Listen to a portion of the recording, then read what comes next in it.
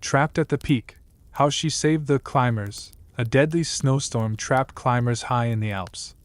Only one off-duty army officer risked her life to reach them. This is the untold story of courage above the clouds. The storm above the clouds. The wind screamed across the Alps that night. It wasn't a gentle whistle. It was a roar, the kind that could tear tents from ice, rip ropes from rock, and silence even the bravest of hearts. By midnight, the snow had swallowed everything: peaks, trails, and hope. High above 10,000 feet, 7 climbers were trapped in a brutal whiteout. Their tents had been ripped apart, their radios dead, and their oxygen dangerously low. They huddled together, clinging to life as temperatures fell below -30 degrees Celsius. Somewhere below the storm, in a small rescue base near the French border, an off-duty army officer stared at the flickering radar. Her name was Major Elise Laurent, 35 years old, a veteran of the Alpine Rescue Corps. She wasn't supposed to be there that night. She'd been on leave for 6 months after losing 2 of her team members during a helicopter crash in Nepal. The guilt had stayed with her, sharp, relentless. She had promised herself she'd never return to the mountains again. But fate has a cruel way of testing promises. The call came in at 11:42 p.m. 7 climbers missing. Last known signal near Mont Veron Ridge. The local team was grounded. Winds too strong, visibility near zero. Wait for dawn, her superior ordered. Elise didn't respond. She looked at the map, at the coordinates blinking on the frozen screen, and felt her chest tighten. If we wait till dawn, she murmured, they'll be gone. She stood up, zipped her jacket, and grabbed her climbing gear. No permission. No backup. Just instinct, and an old, unfinished promise to never let anyone die alone in the cold. The first hour of her climb was pure punishment. Snow lashed against her face like shards of glass. Her flashlight cut only a few meters ahead before vanishing into the white void. Each step sank knee-deep, her breath fogging up the visor. But she kept moving, counting her steps, timing her heartbeats, fighting the storm 1 inch at a time. By 2 a.m. she reached the halfway ridge. Her radio crackled weakly, static, then a faint voice. Help, can't breathe. Her pulse spiked. They were alive. She shouted back into the radio. This is Major Laurent. Keep talking. I'm coming for you. But the wind swallowed her words whole. She pushed forward, crawling when she couldn't walk, digging when the path disappeared under new snow. Her gloves froze stiff. Her oxygen gauge blinked red. Every breath burned like fire. Then, in the distance, a faint orange glow, not the sun. A flare. She stumbled toward it, half running, half falling, until she found them. 7 climbers, covered in frost, barely conscious, their faces gray from cold and fear. One of them looked up weakly. Are you real? Elise knelt beside him, tears freezing on her cheeks. You're damn right I'm real. For a moment, the world around her vanished. No storm, no darkness, no howling wind. Only a memory. A memory she had buried deep in her chest, where cold and guilt lived side by side. She remembered the 2 teammates she lost in Nepal, their voices fading over a failing radio, calling her name as the helicopter spun toward the mountainside.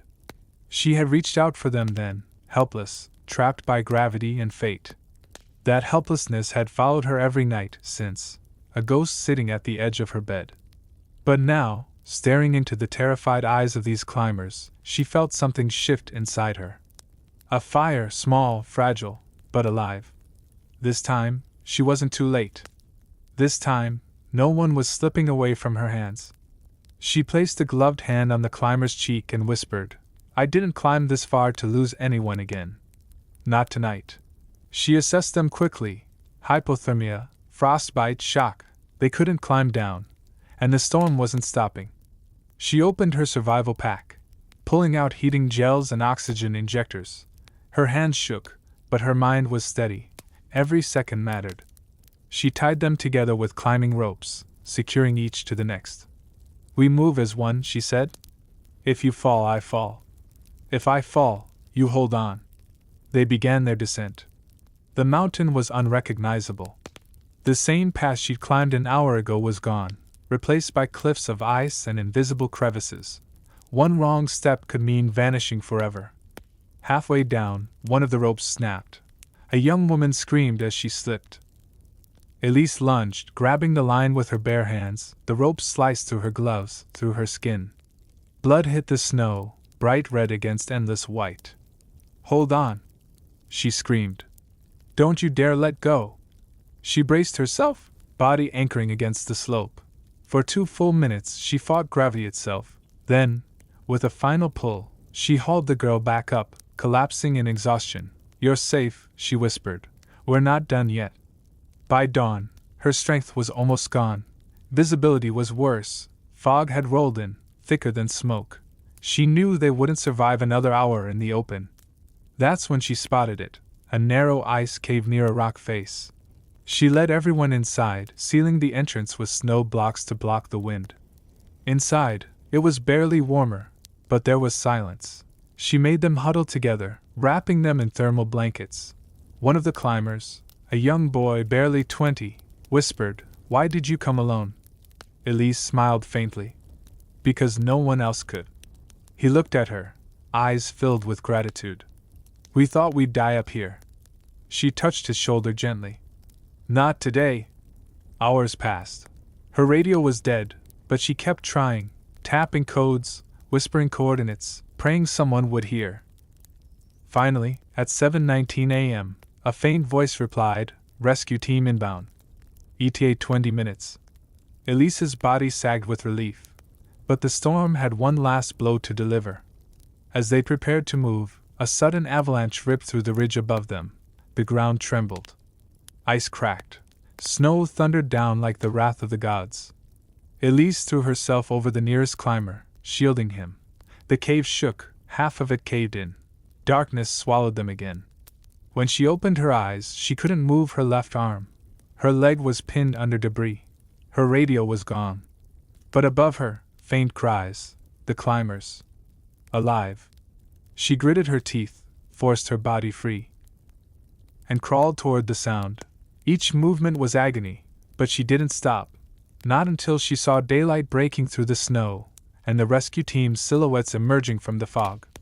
She collapsed just as they reached her. The last thing she saw was a medic's face leaning over her, shouting, "We've got her! She saved them all!" When she woke up, it was 3 days later. Her arm was in a cast, her body bandaged, and around her hospital bed, the 7 climbers she had rescued, each one alive, each one crying. One of them stepped forward and said softly, "You didn't just save our lives. You gave us back our faith in people." Elise looked away, eyes glistening. "I only did what I couldn't stop myself from doing." Months later, the world learned her name. News outlets called her the Guardian of the Peak. The military offered her a medal. She refused it. "The mountain doesn't care for medals," she said quietly. "It only cares who's willing to climb again. When it's hardest." And so she did. Every winter since, she's returned to those mountains, not as a soldier, but as a teacher, training young rescuers to listen to the wind, to trust the silence, and to never leave anyone behind. Years later, on the trailhead near Mont Veyron, a small plaque stands buried in the snow. It reads, "She climbed alone, but no one was left behind." If this story moved you, hit like, leave a comment, and subscribe for more cinematic true histories, stories that remind us that real heroes don't seek glory. They simply rise when the world falls silent.